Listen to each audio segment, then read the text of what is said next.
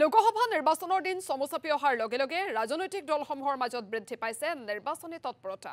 নিৰ্বাচনী প্ৰচাৰ সভাৰ লগতে জনসাধাৰণৰ কাষ চাপিবলৈ প্ৰাৰ্থীসমূহে লৈছে বিভিন্ন পন্থা। জনসংযোগৰ অংশ হিচাপে ক্ৰীড়াবিদ অৰ্জুন ভোগেশ্বৰ বৰুৱাৰ বাসগৃহত কংগ্ৰেছ প্ৰাৰ্থী গৌৰৱ গগৈ, প্ৰবীণ ক্ৰীড়াবিদগৰাকীৰ সৈতে মত বিনিময় কৰে গৌৰৱ গগৈয়ে। গৌৰৱ গগৈৰ সৈতে মত বিনিময় কৰি ভোগেশ্বৰ বৰুৱাৰ মন্তব্য। গৌৰৱৰ পিতৃ তৰুণ গগৈৰ সৈতে সুসম্পৰ্ক আছিল ভোগেশ্বৰ বৰুৱাৰ। সেয়েহে নিৰ্বাচনৰ প্ৰাক মুহূৰ্তত তেখেতৰ আশীৰ্বাদ ল'বলৈ আহিছিল গৌৰৱ গগৈ। ঘৰুৱা সম্পৰ্ক মোৰ পিতৃ আৰু তেখেতৰ মাজত আছিল। সেই ঘৰুৱা সম্পৰ্ক লৈ অলপ আমি আলোচনা কৰিলোঁ।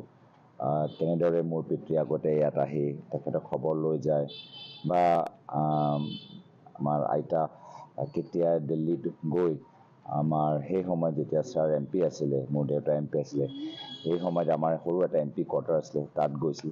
তো কিছুমান পুৰণা কথাবোৰ আমি পাতিলোঁ। লগতে মই তেখেতৰ স্বাস্থ্যৰ বাবে সুধিলোঁ আৰু আশা কৰোঁ কি তেওঁ সুস্থ হৈ থাকক আৰু সেইটো আজি এই নিৰ্বাচনী পৰীক্ষাত তেখেতৰ আশীৰ্বাদ বিচাৰিছোঁ। আমাৰ ইয়াত ঘৰে ঘৰে ফুৰিব কোনো প্ৰয়োজন নাই। আমি আছোঁ,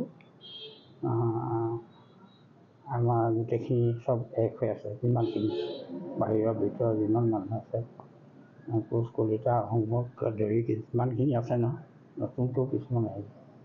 আমাৰ লাইনত আছে, গতিকে ঘৰে ঘৰে কাকো আপুনি যাব নালাগে। মই সেইটো কথা কৈছিলোঁ।